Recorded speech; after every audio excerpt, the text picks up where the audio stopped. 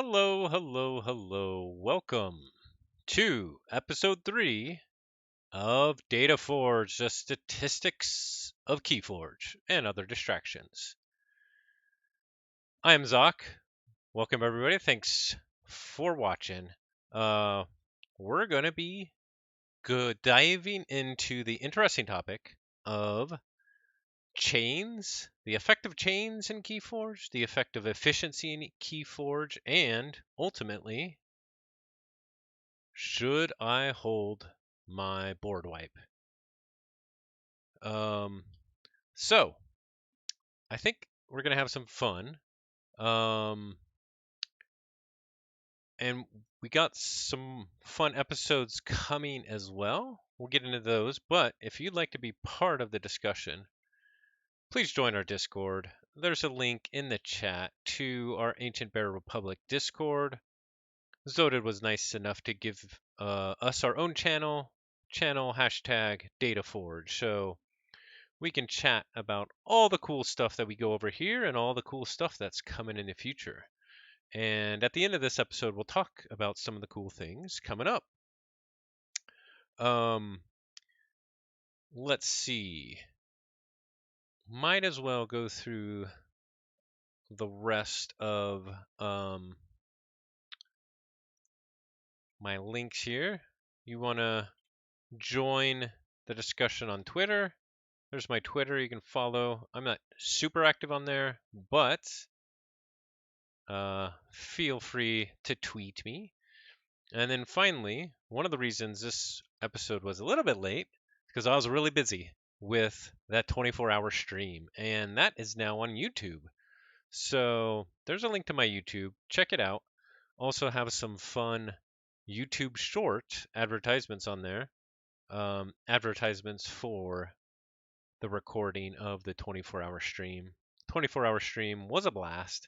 Everybody was so awesome. The content creators were amazing. So now we have it all captured for you. They're on YouTube, and because YouTube doesn't allow videos over 12 hours, I had to break it up into 2 different videos. So go check that out. With that, let's get into it. So, this episode is Dance of Doom in the Howling Pit. And what does that really mean? Let's take a look. So, the Howling Pit really, to me, refers to the effects of chains and extra draws. And while the Dance of Doom is holding a board wipe. And here are the problem statements. How does chains or efficiency affect drawing your key cards? And then keeping this impact and effect in mind, should you hold a board clear? And so we're going to take a look at a few scenarios related to that.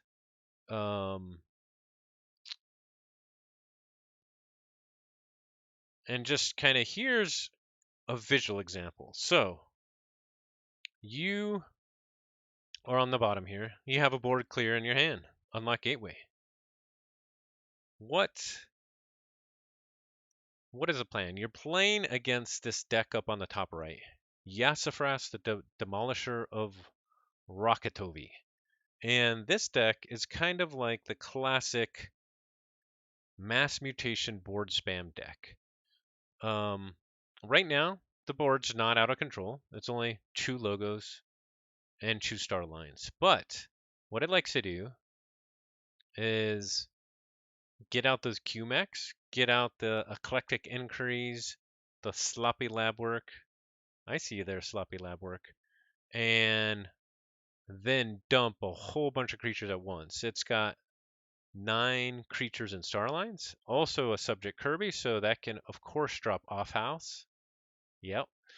And so it quickly can grow a board that you have to deal with. And so the example here is, should you hold your unlock gateway?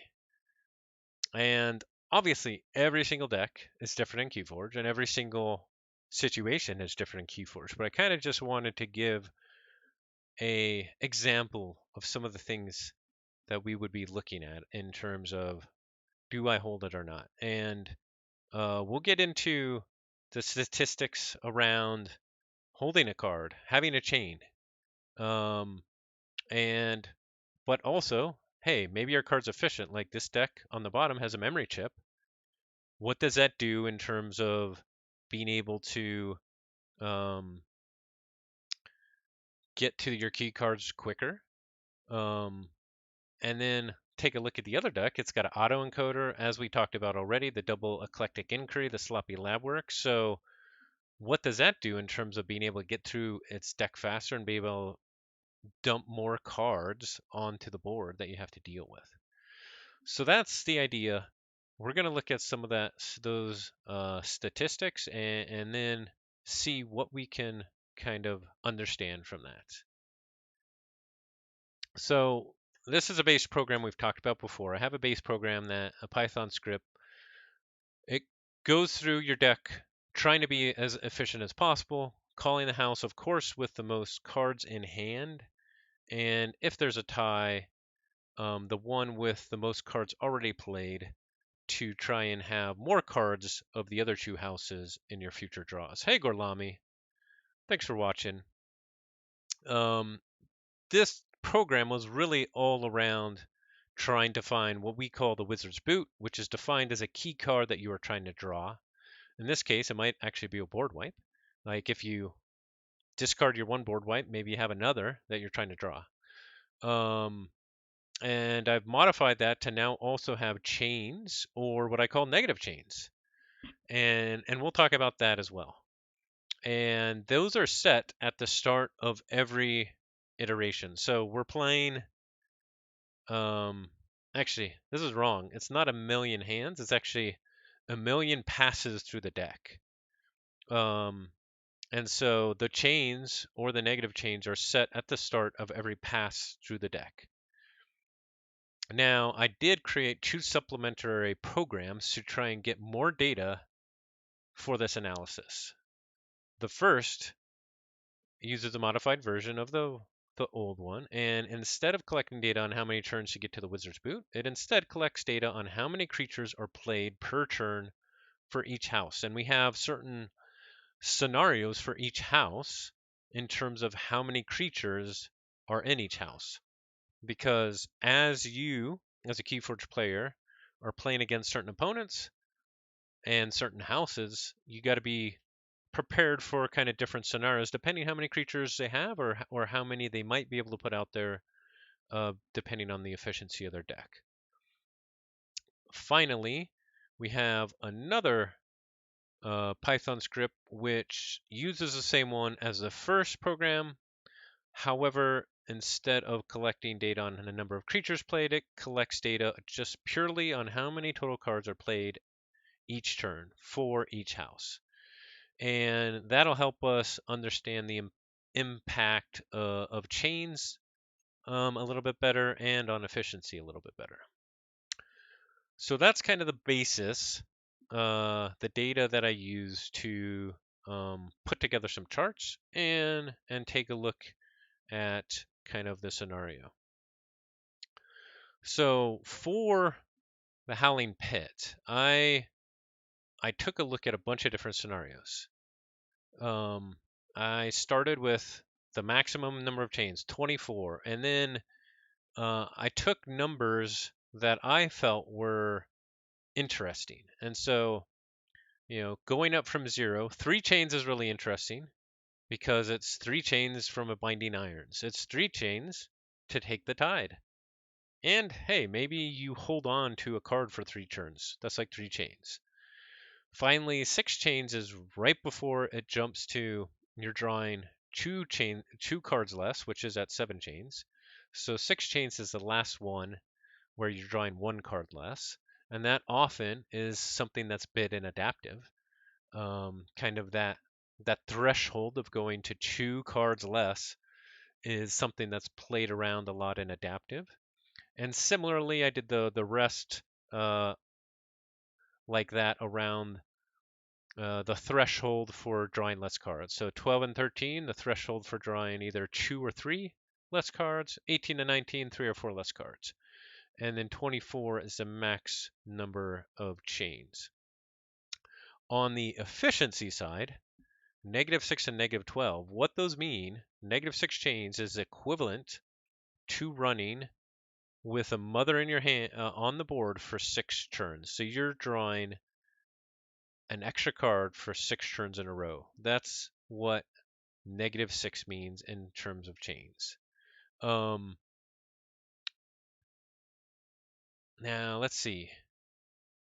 I'm trying to remember actually with -12 if I made that still just 1 extra card for 12 turns, or if the first 5 turns of that would be extra 2 cards. And actually, I don't remember how I put that together, because those are a little bit different. So let's take a quick look at our code. Actually, let's see. I have a scene for that somewhere. Where is it? Whoops, it's not that scene. Misclick. Um, okay, putty. Okay, let's change to that one. Yes, there we go. Okay. I have a different resolution of the screen. Okay, so let's take a quick look. We can just look for how we're resolving chains, and we can see that, yes, actually, we do go up to 2 extra turns for anything over or under -6. So there we go. There we have it. So similarly to positive chains, negative chains, you draw 2 extra cards after -6. Okay. Back into our slides.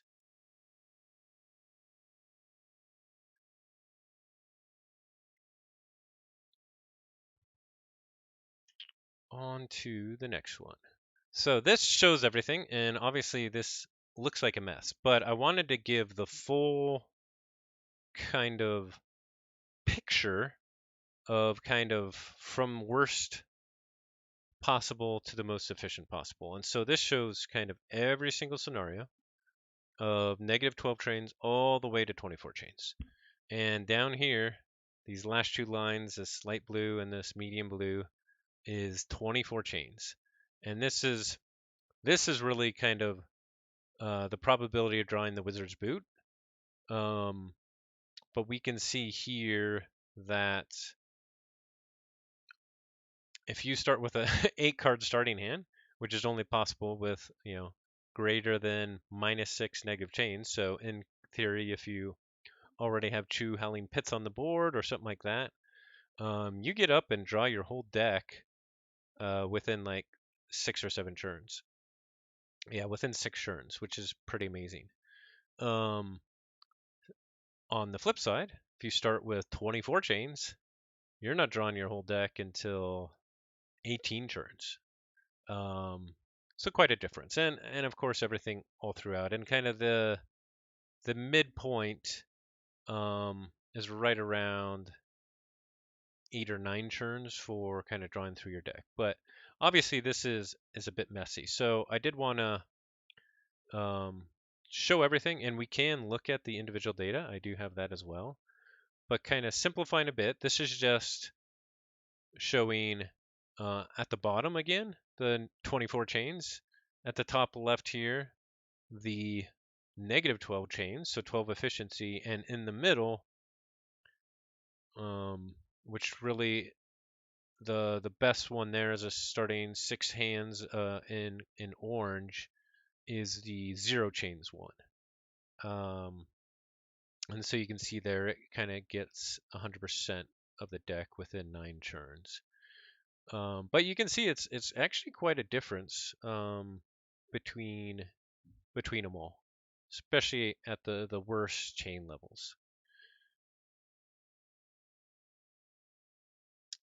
Moving on, I did want to take a look at -6 chains just because this is a good, um, if you have like a mother in your hand or a daughter in your hand, like what does that do you? And the other way to look at this is, being able to draw 6 extra cards over 6 turns. That can be done through archiving, through, you know, things like your sloppy lab work, your eclectic inquiry, your autoencoder. And so it's not always just a mother or daughter. Efficiency obviously can be via a whole bunch of different cards, even a yerk. And so what's important about kind of a -6 change is a lot of time when you're either just trying to decide whether you need to hold on to a board wipe, depending how much efficiency you have or your opponent has, depends on if you can get to your next creature control card as quick as you need to, or can your opponent build a board quicker than that, depending on their efficiency.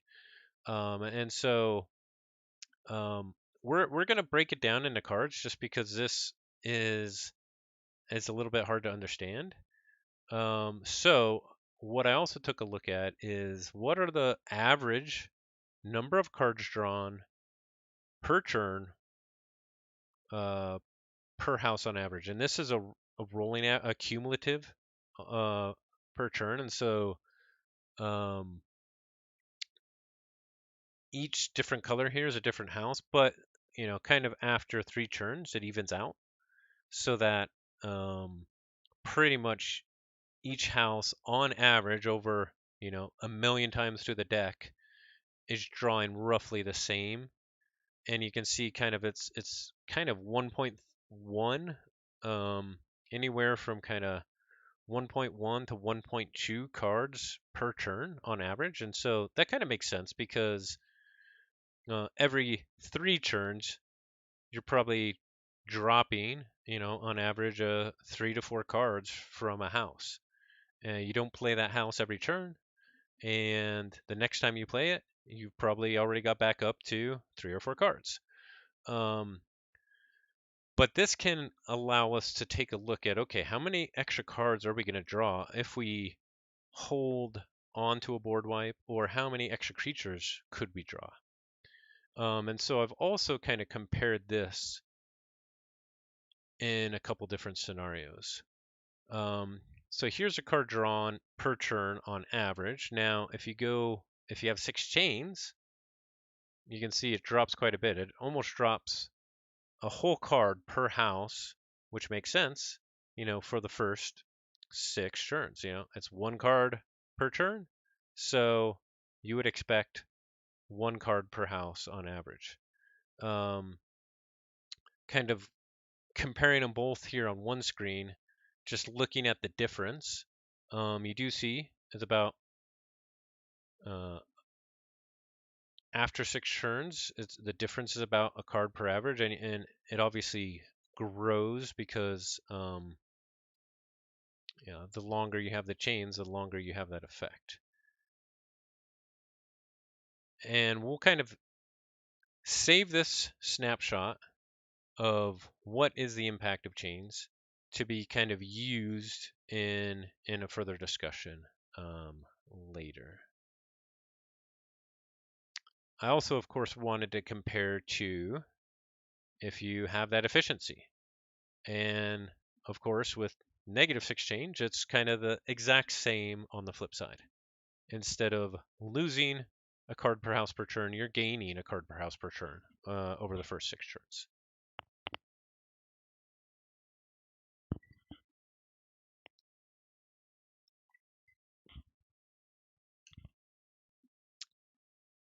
Okay.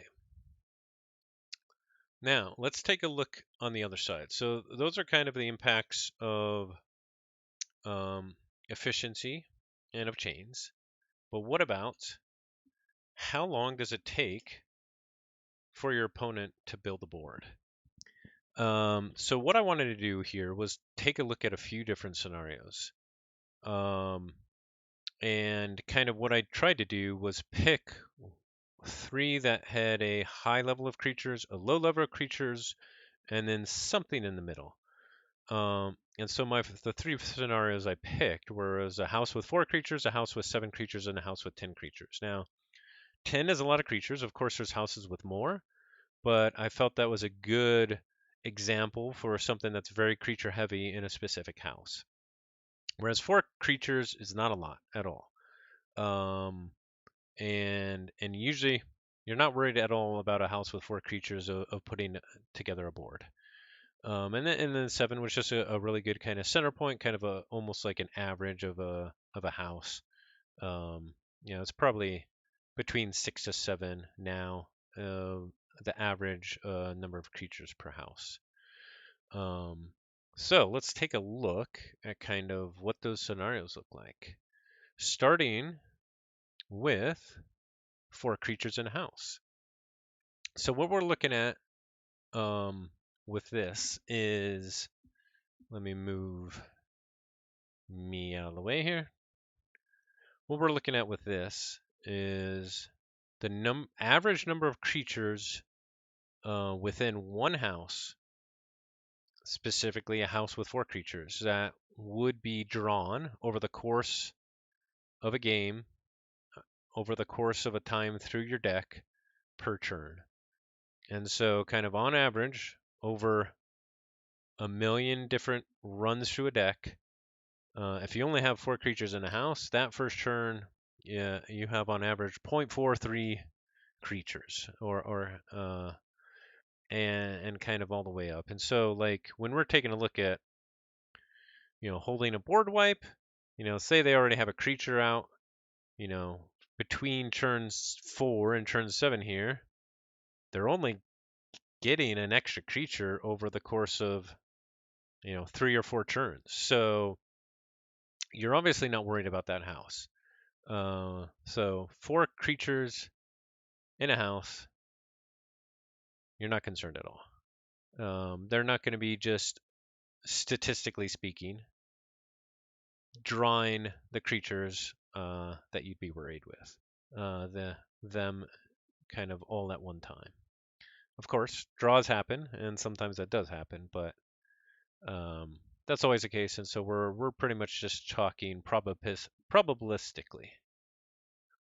Next up, 7 creatures in a house. Let's take a look at how that looks. And obviously, they're gaining a lot quicker here. So let's say here at the end of turn 5, between turn 5 and turn 8, how they gain almost 2 creatures. So they're gaining a little bit quicker here. 2 creatures within 3 turns, and so that really helps you. Say they already got maybe 3 creatures on the board, they probably are going to get 2 more creatures in that house over the next 3 turns. And maybe it's okay to board wipe right now, and then, they'll only have, potentially 2 creatures left for that house over the next 3 turns, and then by the time they have enough to get worried about, you can draw into more creature control. So let's take a look. But this is kind of the center point, right? This is an average house, more or less, in terms of creatures. So it is good to look at just probabilistically, kind of, how quickly will they be getting creatures? And since you're probably not calling a house, you're probably, on average, calling it every 3 turns anyway. Kind of what you would expect is 2 creatures every 3 turns. It's probably a good rule of thumb. Kind of, if you take a look at turn 1 to turn 4, 2 creatures. Turn 2 to turn 5, 2 creatures. Turn 3 to turn 6, 2 creatures. So it's pretty good. It does fall down as you get to the later turns, but this is just kind of because it's probabilistically most of the draws through the whole deck for all those million iterations. They had already drawn their whole deck by then. So that's why it breaks down. Kind of, yeah, from turn 8 to turn 11, we only see about 1.8 creatures because right around turn 11 we're getting to roughly kind of the end of um, some of the draws are probably drawing their whole deck by then. Um, but it's probably a good rule um, rule of thumb. 2 creatures every 3 turns for a given house if they got 7 creatures in a house. So I mean that I think what's good about kind of rule of thumbs like that, even though it's not true every draw, is it really helps you think about what you need to worry about um, for facing within the next few turns in a certain house, and kind of how much creature control you need. And it even helps with, hey, maybe you have a creature that you're not sure whether you should reap or fight with. If they get 2 more creatures in that house, what should you do? Maybe you need to fight with it and take off one of their creatures. So I do think it helps with kind of just assessing some of those decisions. And it could also depend on what creatures they have out, of course, versus what they're going to be drawing into, um, as always. Finally, 10 creatures in a house, and similarly to the other scenario with kind of drawing cards, I highlighted a section here which we'll also take to kind of analyze in our full scenario. But let's just take a look here. For a house with 10 creatures, how quickly will it be putting creatures?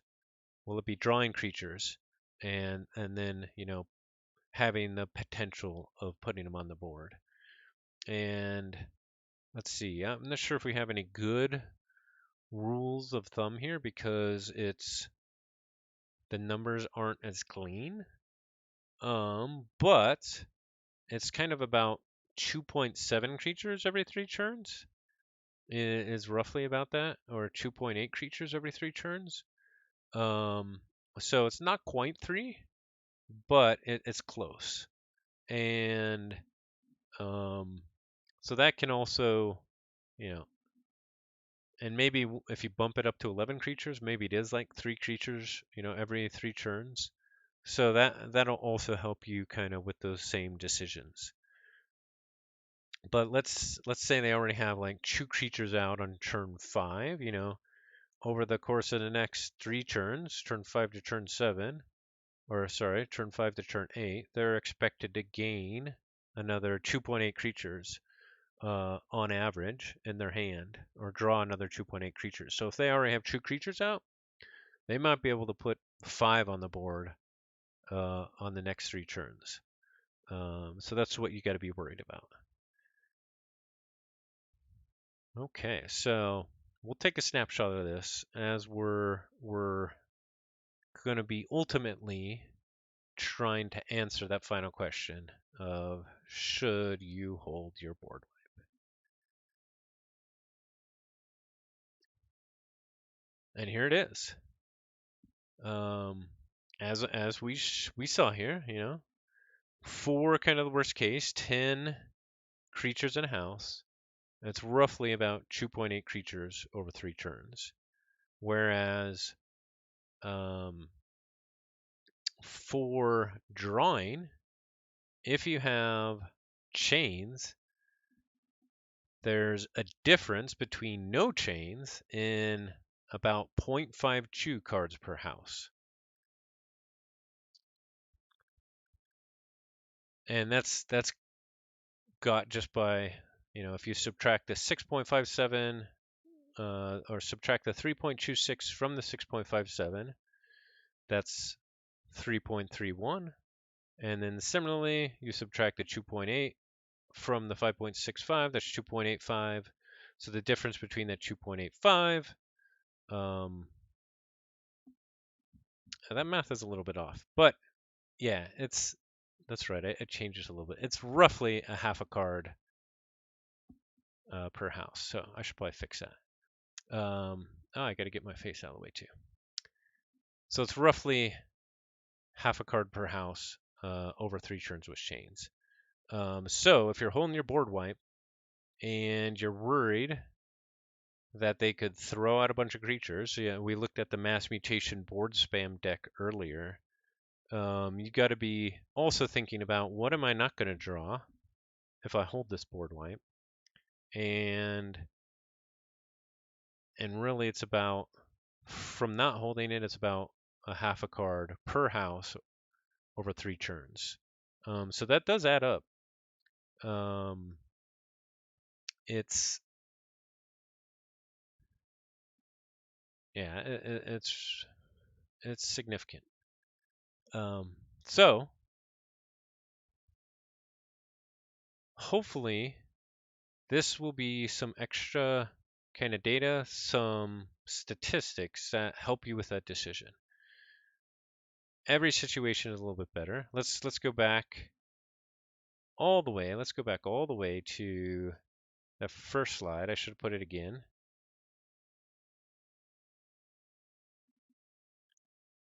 Let's see. For this situation, should you hold this unlock gateway? Let's say, for example, this deck on the bottom doesn't have any more board wipes.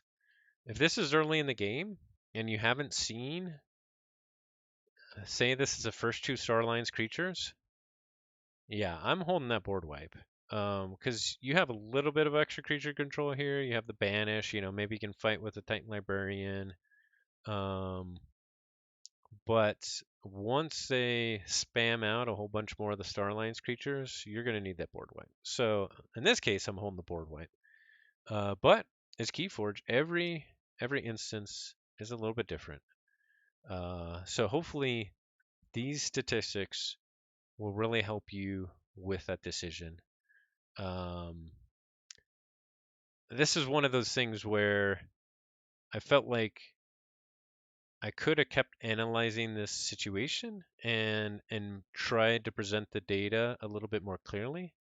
But it was one of those also where you get to that kind of am I over analyzing it? And I'd already taken so much time on this, especially with all the work on the 24-hour stream. I just wanted to get this out, get this data out. I do think some of the rules of thumbs are really helpful in terms of trying to think about how quickly your opponent can build a board. So I think that will be really, really helpful. And then we also have a little bit of being able to articulate and think about how many cards am I going to be losing by holding on to this. And so to try and help make the decision, which changes kind of each and every game, kind of that equation changes each and every game. So that is episode 3, The Dance of Doom in the Howling Pit. It's a little bit of a quick one today, but we do have a lot of exciting stuff coming up.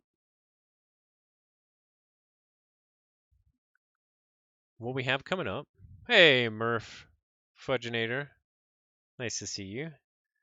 We have a fun Decks of Keyforge statistics episode coming up, and we're gonna try and get a guest for that.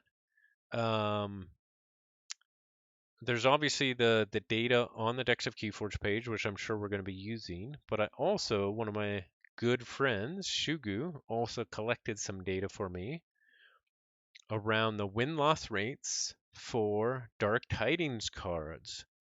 So we're also going to be looking at that because I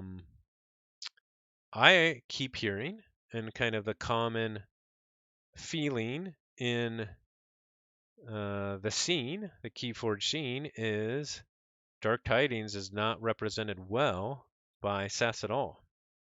There's so many 3-card combos and kind of complexity that it's not easily captured, number one, and then number two, there hasn't been a lot of feedback with the lack of organized play and with the lack of kind of feedback from just data, which Nova does like to kind of put into those updates. And I know Nova is planning a big SAS update, but it'll be interesting to look at it kind of with where we're at now um, and take a look at what actually does have a good win-loss rate based off of the data so far. And we'll take a look at, the amount of data we have.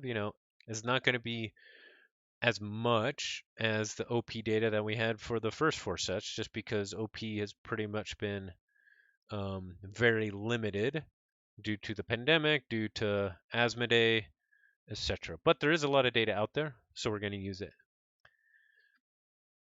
So that'll be very interesting to see kind of what does look good from a win-loss rate for DT. And then after that, we have Art Project Part 2.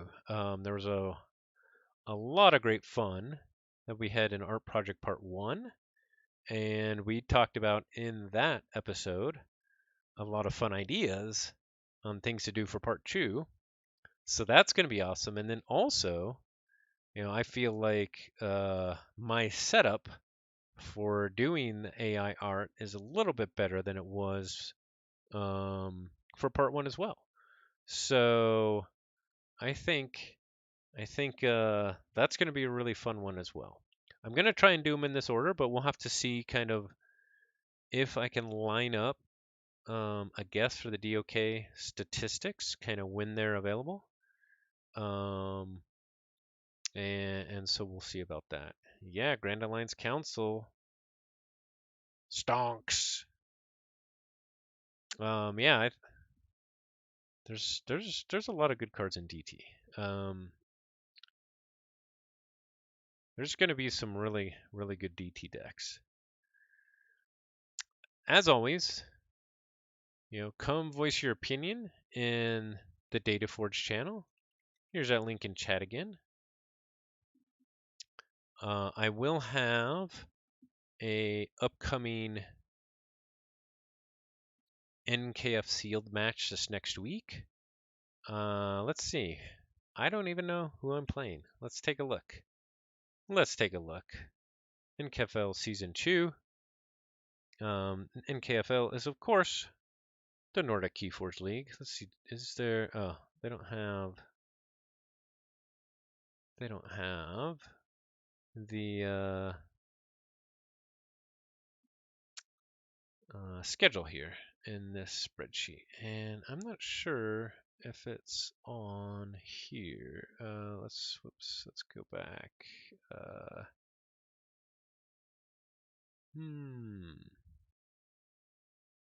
Yeah, they still don't have this in there. Okay. We'll be there to White Knight DT. Awesome. Here, let me look up the schedule for NKFA Sealed to see who we're playing. Who I'll be playing this coming week. And depending on availability, I'd like to have that DOK episode next week. Try and have a more regular episode.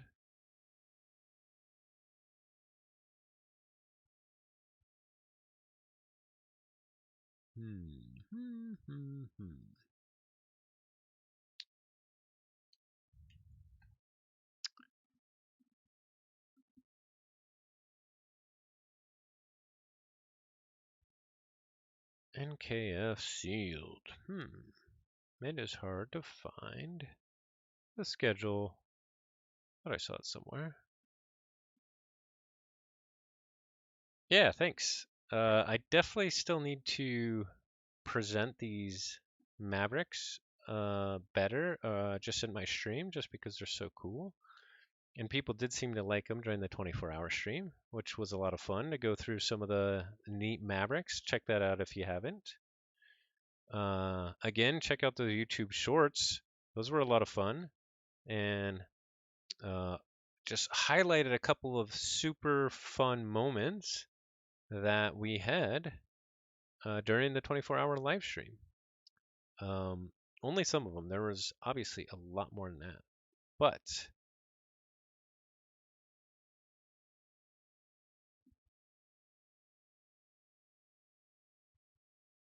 okay, it's got to be in here.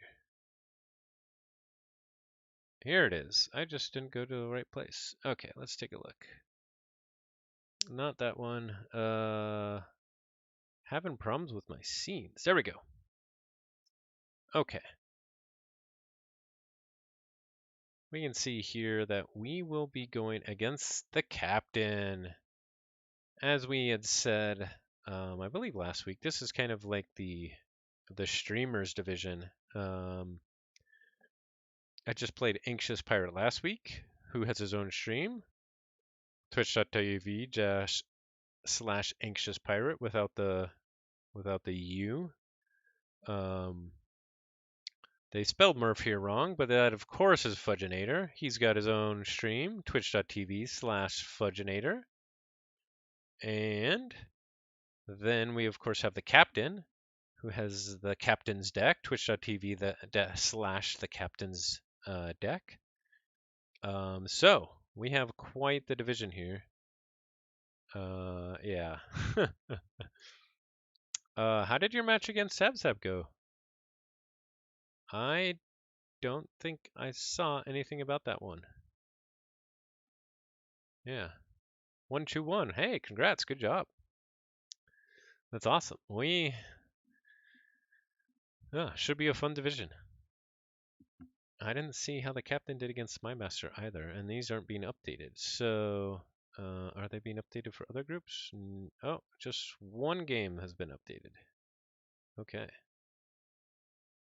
Well, I'm sure they'll get updated this weekend. Twitch was down. Okay.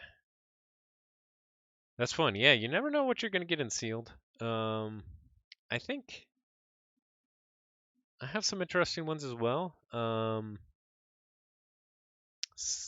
So I think I have ones that can at least compete. They have some big weaknesses, but yeah, I think it'll be a fun season. And NKFL always does a really good job with their seasons. Which reminds me, there's not a lot of time left to sign up for the next ABR League. So again, go to that Discord. You can sign up for the ABR League. And Fudginator just put out details and the sign up for the next Kagi 6.0.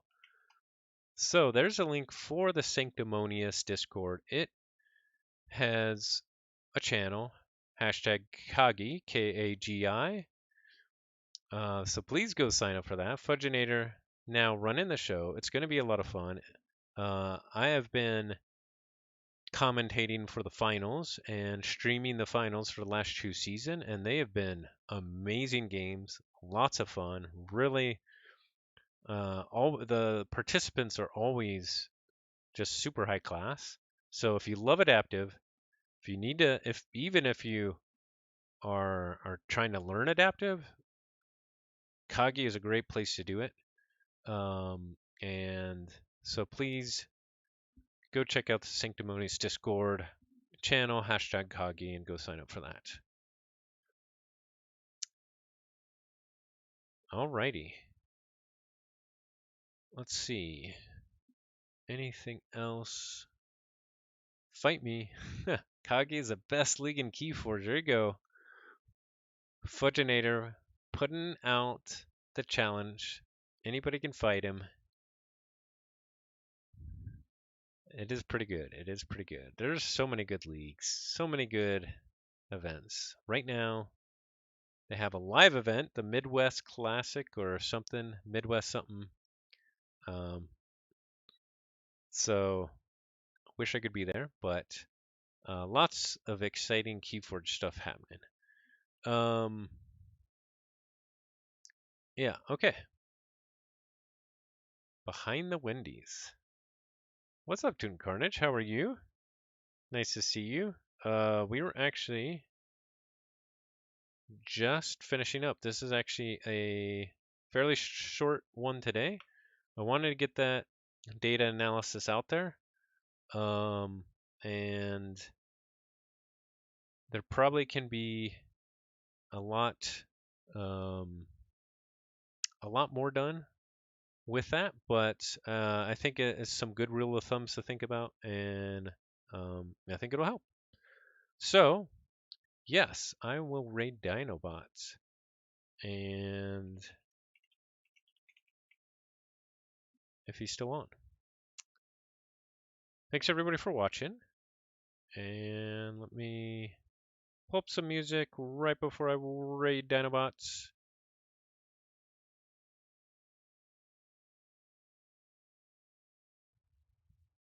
And thank you for watching.